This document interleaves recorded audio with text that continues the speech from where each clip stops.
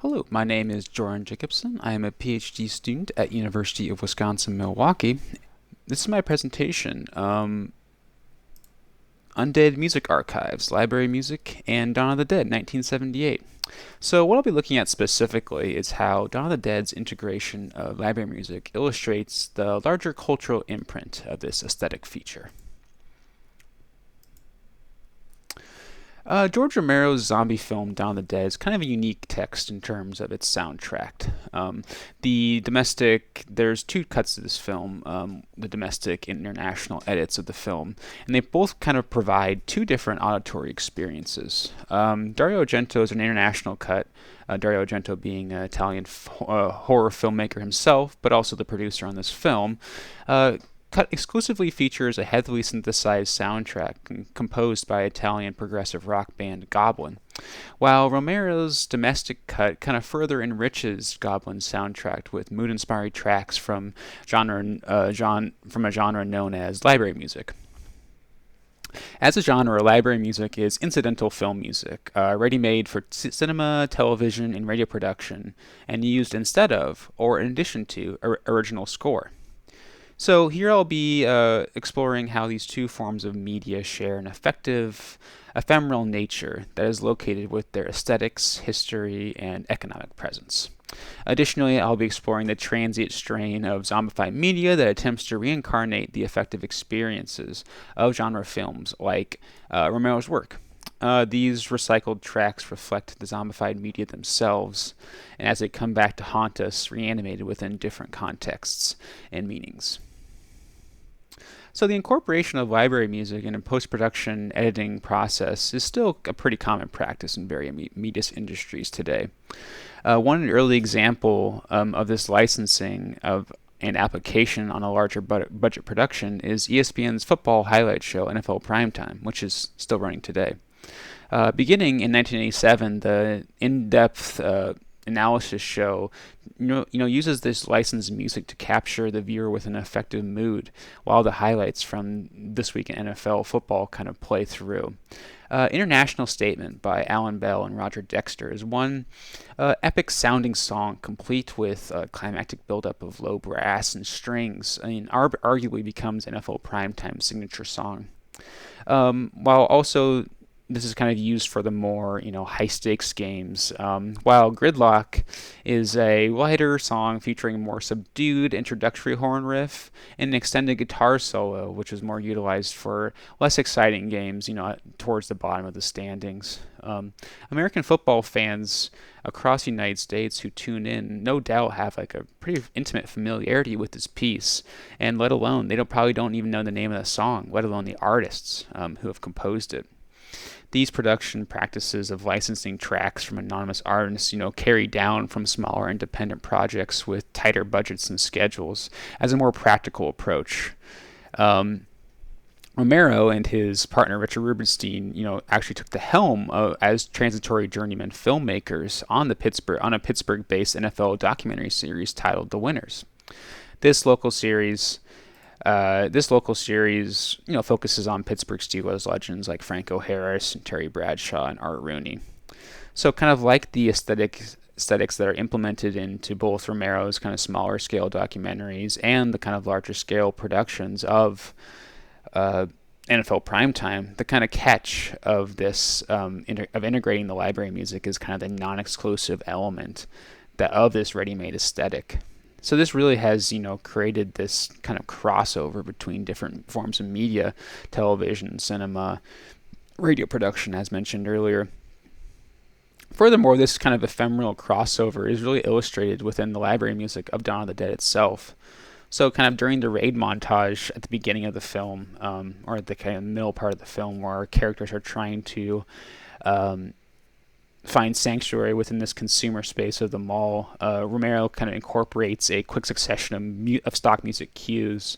One of those tracks implemented into this montage is Mask of Death, credited to library musician persona of Jacques Tremblay, who is actually an alias for Dutch composer Jan Stockhart. Mask of Death is the first track on the library music album titled Spine Chiller, released in 1975. The vinyl notes on this library library vinyl album, described the atmospheric songs as orchestral, dramatic, and mystery moods. Jan Starkhart's track also makes an appearance in episode 375 of the Australian soap opera known in the United States as Prisoner Cell Block H.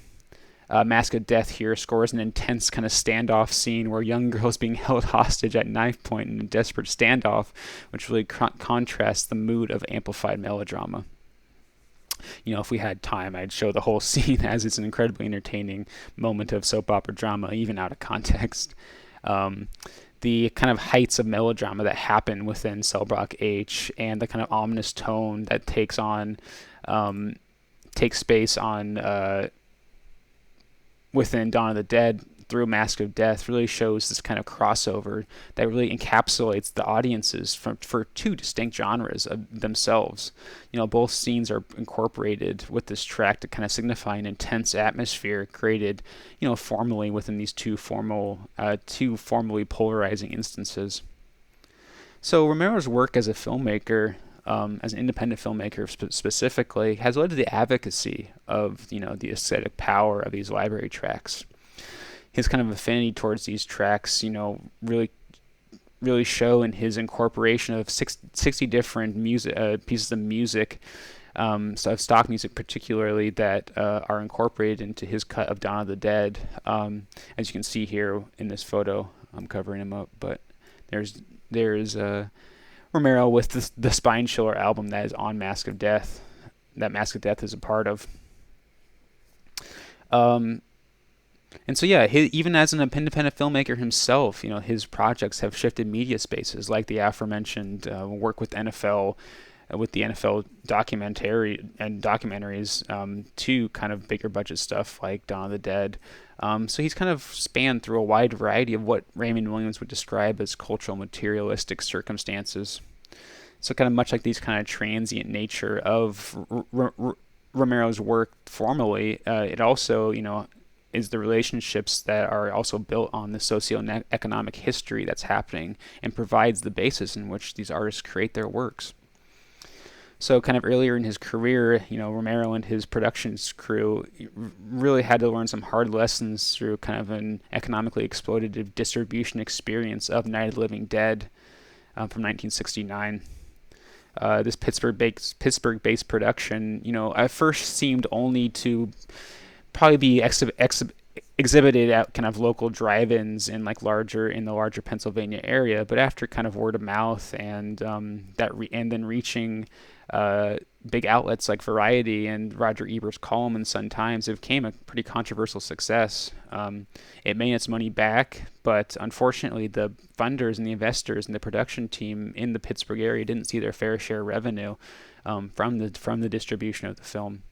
So this sort of kind of exploited convergence of art and industry of Romero's first zombie film is also kind of indicative of, the economic circumstances of the independent library musicians as they have experienced within this industry.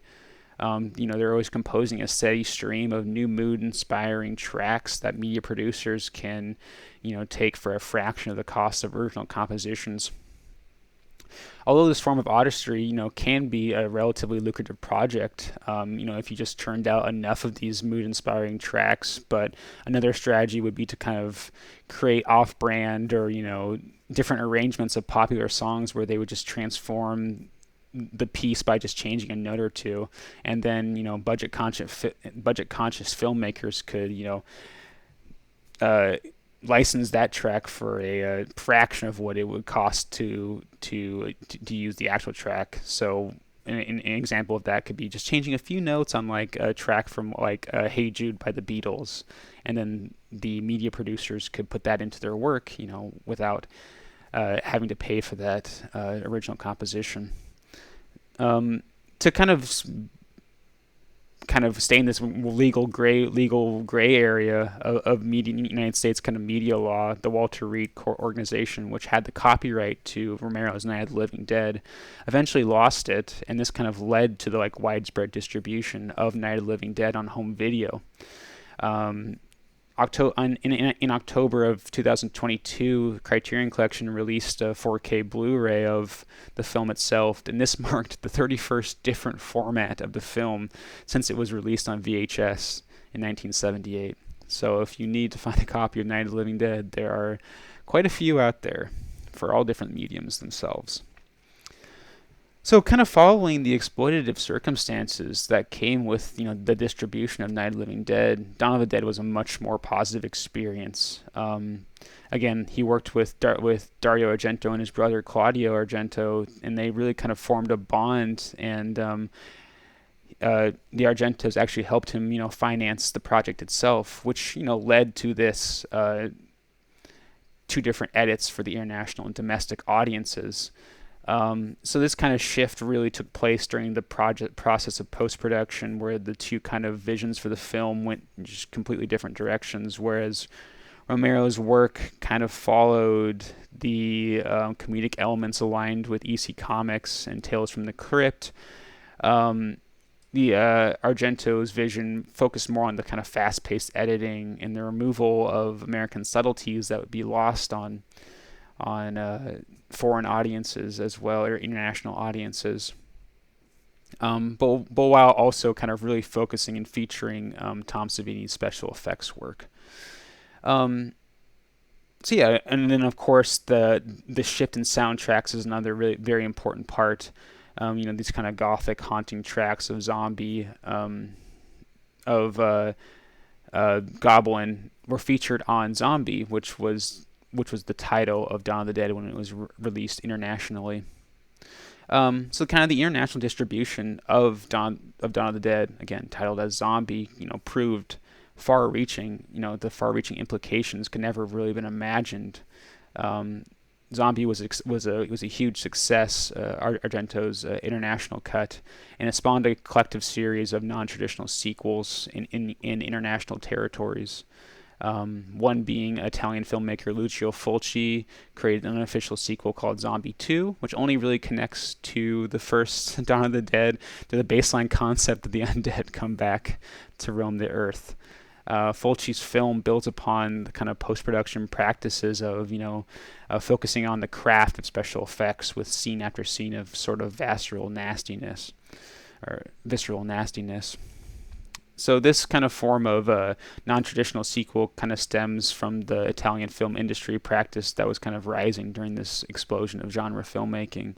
But also this pastiche style of filmmaking also permeated other markets as well, especially after the success of the Zombie series. But it wasn't just Dawn of the Dead, it was other successful Hollywood films like The Deer Hunter, like Star Wars, like Mad Max, all these kind of films that were commercially successful. There was a lot of kind of pastiching them as well and creating these kind of non traditional sequels.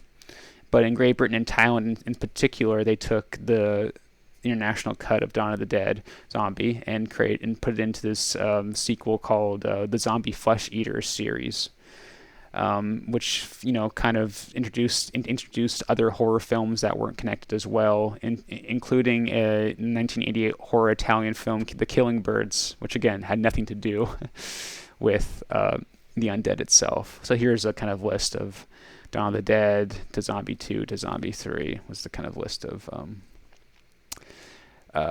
non-traditional sequels that took place in Italy at the time. So to kind of build on this, zombified form of traditional making, which kind of spawned, out of the international markets that was happening at the time, these kind of living dead works, were taken to a next level of reincarnation by the enterprising productions of back in the United States as well. Again, they were all kind of capitalizing on the zombie film series and the success it had as a profitable venture. And so this was kind of the most commodity-driven reimagining of the Italian film series was by this U.S.-based production company called TZ Video, which was owned by the larger corporation of Eddy Entertainment, as you see here, TZ Video and Eddy Entertainment. They were kind of synonymously known for rebranding and retitling old home video versions and TV edits of films and re-releasing them under the production company's name. So basically, what they would do is they'd take a VHS tape, record what was happening on the screen with the television, and then take it out and retitle it, reproduce it, and then send it out as their, sell it as their own version of the film now. So here's a list of the different films that were put into this zombified version of re-releases of Dawn of the Dead. So here's Zombie, the international cut Dawn of the Dead. Here's Lucio Fulci's film, Zombie 2, and then it just goes on to other home video releases that they copied and just kind of put them all together into this sort of zombified, reincarnated list of films that were never actually connected to each other. So, to kind of wrap up this, Eddie Entertainment's kind of exploitative approach to the reincarnation of the ephemeral international zombie series serves as an illustration that contrasts the less than subtle narrative thematic of Romero's Dawn of the Dead. The zombies are drawn to the ultimate 1970s consumer space of the mall as they stumble up escalators, trip and fall into the atrium water fountain, and impress their face against the windows of the stores in their own form of undead window shopping. These zombified shoppers, wander the consumer space, hypnotized and zombified by the kind of music that is being implemented into the film through these library tracks themselves. So the kind of independent and improvisational stylistic approach of Romero's collaborative team effort really amplifies this kind of resistant social commentary of Dawn of the Dead itself. So the ephemeral nature of genre filmmaking of Dawn of the Dead and library music, it really allowed artists to create a cultural imprint on media audiences through the kind of transient avenues that the international formation of zombie series or the kind of widespread usage of tracks like Mask of Death. Of course, there was opportunity to exploit these works through the looming corporations that kind of financially abused those involved with Night of the Living Dead, or even the commodity-driven reincarnation of the zombie series by Eddie Entertainment. But the continuing history of library music and its relationship with George Romero's Dawn of the Dead kind of provides an enlightening representation of the shifting power of these transient forms of media. And furthermore, it really reveals the kind of really sprawling historical significance of an independent project like this Pittsburgh-based production can have on the space of genre filmmaking. So, thank you.